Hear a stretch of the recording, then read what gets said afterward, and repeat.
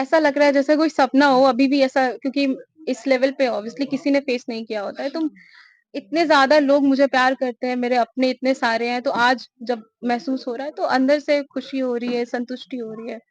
और एक ये भी एहसास है कि हाँ, मेरे ऊपर बहुत बड़ी ज़िम्मेदारी है। इस पोस्ट पे जा रही हूँ, मैं पूरी कोशिश करूँगी कि मैं एक ईमानदार ईमानदार ऑफ़िसर बनूँ। मैं आज के युवा को यही कहना चाहूँगी कि बेरोज़गारी तो है। बेरोज़गारी इसीलिए है क्योंकि भीड़ है। भीड़ इसलिए क्योंकि लोगों को पता नहीं है उनको करना क्या है। पहले थोड़ा रुको, संयम रखो और सोचो तुमको क्या पसंद है? तुम्हारा अंतर्मन क्या कह रहा है? और उसी दिशा में जाओ। फिर तुमको वो भीड़, वो बेरोज़गारी, उसकी समस्या से जूझना नहीं पड़ेगा। मेरी बेटी ही बेटा के बराबर, बेटा से ज्यादा मेरे लिए आप कुछ नहीं कहेंगे। काफी खुशी का बहुत खुश किया हमको, तो चाहेंगे भगवान हर जन्म मेरे बेटी ही थे। नमस्कार, NBC 24 में आपका स्वागत है। आज हम बात करेंगे बिहार की, नहीं पूरे देश की, जो पूरे देश में टॉपर आई हैं बिहार की बेटी। कहते हैं कि बिहार में सरस्वती का विराजमान है और यहाँ से लोग काफी IAS हो या IPS हो, यहाँ से बिहार से ही निकले हैं। हमारे साथ ऐसे ही एक टॉपर है, बैठी है हमारे प्रियांगी मेहता, जो पटना सिटी के संदलपुर यानी पटना के संदलपुर इलाके में रहती है। उनका ये घर है, हम उनके घर में इस वक्त मौजूद है। हमारे साथ प्रियांगी मेहता भी मौजूद है। हम उनसे जानेंगे कि जो BPS टॉपर में जो आई हैं वो किस तरह से अपने जो है इस यहाँ तक पहुंची हैं। हम इनसे बात करेंगे। आज आपको कैसा महसूस हो रहा है? बिहार में आज टॉपर आप आई हैं UPSC में, इसको लेकर क्या कहेंगी आप? डेफ़िनेटली बहुत सारे इमोशंस एक साथ आ रहे हैं, ओवरवेल्म्ड भी है, एक्साइटेड भी है, एक खुशी भी है, एक सैटिस्फैक्शन भी है। सो अभी इतने सारे इमोशंस एक साथ आ रहे हैं कि किसी एक चीज़ को बताना मुश्किल है। क्या लगता है कि आपका बचपन से लेकर अभी तक का जो सफर है वो कैसा रहा? अभी तक मेरा सफ़र काफ़ी अच्छा रहा, मतलब उतार-चढ़ाव आए, लेकिन मैंने बहुत कुछ सीखा, मैंने अपनी गलतियों से सीखा, फिर मैं आगे बढ़ी। मतलब मुझे इतना पता है कि मैंने अपनी ज़िंदगी में जो मैं आज से 5 साल पहले थी, वो मैं अभी नहीं हूँ। मैं काफ़ी बदल चुकी हूँ, मैं काफ़ी आगे बढ़ चुकी हूँ। तो ज़िंदगी का नाम ही है यही है कि आपको हर वक़्त खुद को और बेहतर बनाने की कोशिश में लगे रहना चाहिए। और मेरी ज़िंदगी में शायद मैं हमेशा से खुद को बेहतर बनाने की कोशिश में लगी रही बिहारियों को हूँ। लोग एक अलग अंदाज से देखते हैं, अलग नजरिए से देखते हैं, पूरे देश में देखते हैं। आप आज इतने बड़े टॉपर बनी हैं बिहार में, बिहार की एक बेटी टॉपर बनी है।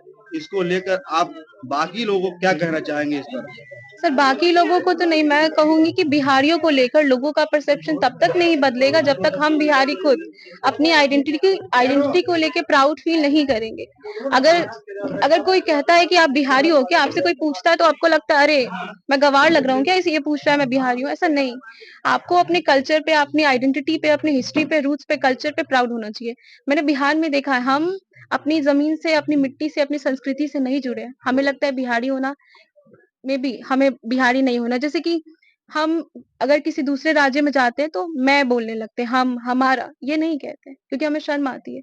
तो हमें अपनी संस्कृति पे, अपने बिहारी होने पे गर्व करना चाहिए, तभी दूसरे राज्य वाले हमें उस इज़्ज़त की नज़र से देखेंगे। आज के युवा को आप क्या संदेश देना चाहेंगे? मैं आज के युवा को यही कहना चाहूँगी कि बेरोज़गारी तो है। बेरोज़गारी इसीलिए है क्योंकि भीड़ है। भीड़ इसलिए है क्योंकि लोगों को पता नहीं है उनको करना क्या है। पहले थोड़ा रुको, संयम रखो और सोचो तुमको क्या पसंद है? तुम्हारा अंतर्मन क्या कह रहा है? और उसी दिशा में जाओ। फिर तुमको वो भीड़, वो बेरोज़गारी, उसकी समस्या से जूझना नहीं पड़ेगा। बाकी सरकार अपनी साइड से तो पूरी कोशिश कर रही है। अभी हमने देखा इतनी ज़्यादा टीचर वैकेंसी, 2 लाख से ज़्यादा पोस्ट। तो सरकार अपने साइड से पूरी कोशिश कर रही है एम्प्लॉयमेंट प्रोवाइड करने की। अब यूथ की बारी है कि खुद को स्किल्ड करो, खुद को राइट फील्ड में स्किल्ड करो जहाँ पे आपका एप्टीट्यूड हो और इंटरेस्ट दोनों हो। ये देखिए, आप ये तो आपकी पढ़ाई की बात हो गई, आपने जो सफर किया। अब सुबह से ही आपके घर पे तांता लगे हैं, लोग आपसे काफी जुलने के लिए आ रहे हैं। आपको आज कैसा लग रहा है इसको लेकर आप? ऐसा लग रहा है जैसे कोई सपना हो अभी भी ऐसा, क्योंकि इस लेवल पे ऑब्वियसली किसी ने फेस नहीं किया होता है। तो इतने ज़्यादा लोग मुझे प्यार करते हैं, मेरे अपने इतने सारे हैं, तो आज जब महसूस हो रहा है तो अंदर से खुशी हो रही है, संतुष्टि हो रही है। और एक ये भी एहसास है कि हाँ, मेरे ऊपर बहुत बड़ी ज़िम्मेदारी है। इन सबकी ज़िम्मेदारी है, इनके उम्मीदों की ज़िम्मेदारी है मेरे ऊपर, तो इन लोगों को लेट डाउन नहीं करना है, उस पे खड़ा उतरना है। बचपन से लेकर अभी तक आपने जो सफर तय किया, इसमें श्रेय किसका जाता है सबसे ज्यादा? जैसे मैंने कहा, माता-पिता का तो पहला, फिर परिवार का, फिर समाज का, सबका रोल होता है। सभी ने सहयोग आपको जी, बिल्कुल। हर कदम पर किया। जी, बिल्कुल। तो क्या कहेंगे बाकी जो बधाई देने आ रहे हैं उन लोगों के लिए क्या कहेंगे? बाकी देशवासी को क्या कहेंगे? मैं यही कहूँगी कि मैं जिस पोस्ट पे जा रही हूँ, मैं पूरी कोशिश करूँगी कि मैं एक ईमानदार ईमानदार ऑफ़िसर बनूँ और भले ही मैं सिस्टम को ना बदल सकूं, लेकिन मैं खुद को सही रख के मैं भी दूसरों के लिए प्रेरणा बन सकती हूँ कि हाँ, ऑनेस्ट रह के भी आप अपना काम एफिशिएंसी के साथ कर सकते हो। आपको उसके लिए करप्ट होने की ज़रूरत नहीं है। आगे क्या तैयारियां हैं आपकी? आगे के लिए तो मैं यूपीएससी के इंटरव्यू के लिए प्रिपरेशन कर रही हूँ, तो मेरा ध्यान अभी उस पे है। देखिए, तो हमारे साथ जो थी प्रियांगी मेहता थी और उनके फादर भी जो है यहाँ पर मौजूद है। हम उनसे ही बात करना की कोशिश करेंगे। ठीक है, देखिए हमारे साथ प्रियांगी मेहता के जो पिताजी हैं वो मौजूद हैं। हम उनसे भी बात करेंगे कि आखिर आज उनकी बच्ची जो टॉपर बनी है, उनका जो है टॉपर बनने के पीछे सबसे बड़ा हाथ बताती हैं कि वो हमारे माता-पिता का है।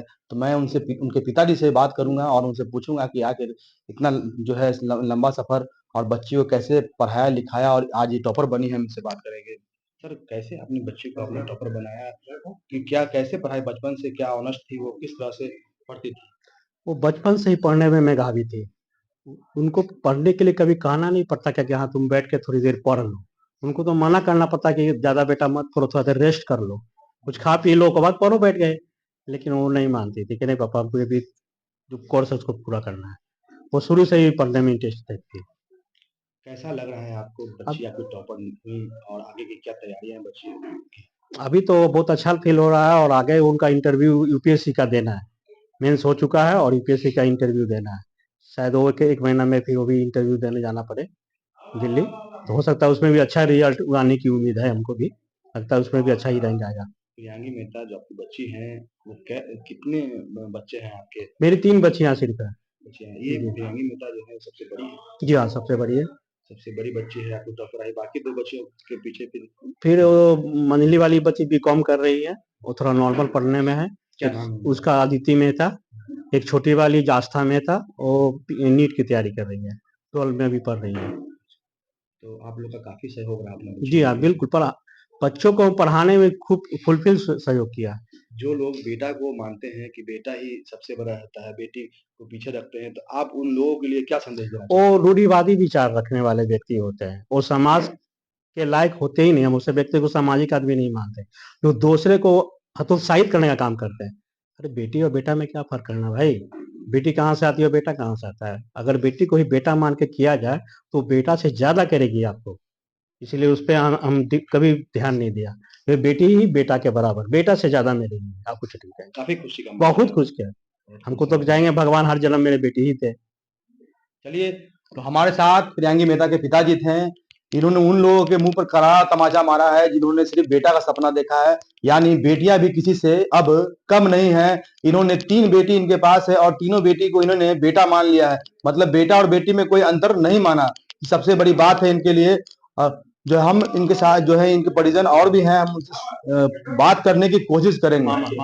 हम चलते हैं, इनके मामा भी आए हैं और इनके मामा से भी मिलेंगे। देखिए पूरा परिवार है जो है काफी उत्साह है। मतलब मामा, मौसा, मौसी सभी लोग जो है पहुंच चुके हैं। मतलब प्रियांगी मेहता को बधाई देने हम उनके आवास पे हैं। ये आवास है उनका, इनका घर है प्रियांगी मेहता का, जो पटना के संदलपुर इलाके में पड़ता है। हम वहां पहुंचे हैं। हम इनके मामा से भी बात करने की कोशिश करेंगे। बताइए मामा जी, कैसे महसूस कर रहे हैं आप? बहुत खुश है। खुश हैं? बहुत खुश है। अग्नि टॉप आई है। हाँ पता है, पता है ना? पता है। तो आप बताइए कि किस तरह से खुशी का इजहार बहुत बहुत खुश है। कोई इसका ये नहीं कर सकता। कहाँ रहते हैं आप? पटना या पटना सिटी में। अपना सिटी में ही रहते हैं? खासपीन बेगमपुर इलाका। यानी आज आप काम धाम सब छोड़ छाड़ के यहाँ राती से है, राती से 10 बजे से हम आए हुए देखिए हैं। भाई, रात से ही इनके जो है मामा प्रियांगी मेहता के जो मामा है वो पहुंच चुके हैं।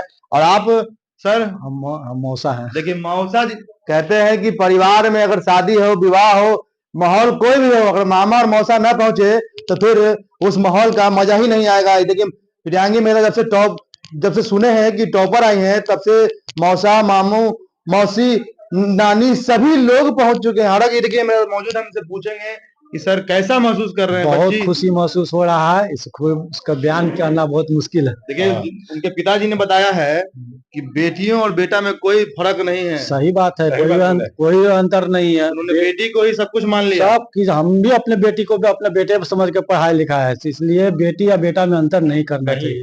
कभी नहीं सोचना चाहिए कि बेटी पढ़ के क्या करेगी, शादी हो जाएगा तो चल जाएगा, ये सब दिमाग में नहीं रहना चाहिए। बेटी भविष्य का भविष्य है, जितना पढ़ना चाहती है पढ़ाई। देखिए कि कितना खुशी का माहौल है और लोग बेटी और बेटा में अब कोई अंतर नहीं मान रहे हैं।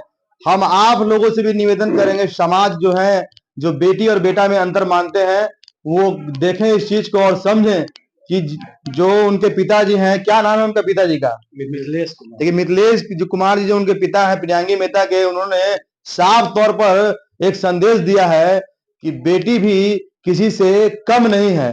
NBC 24 से पटना सिटी के लिए अनिल कुमार की रिपोर्ट।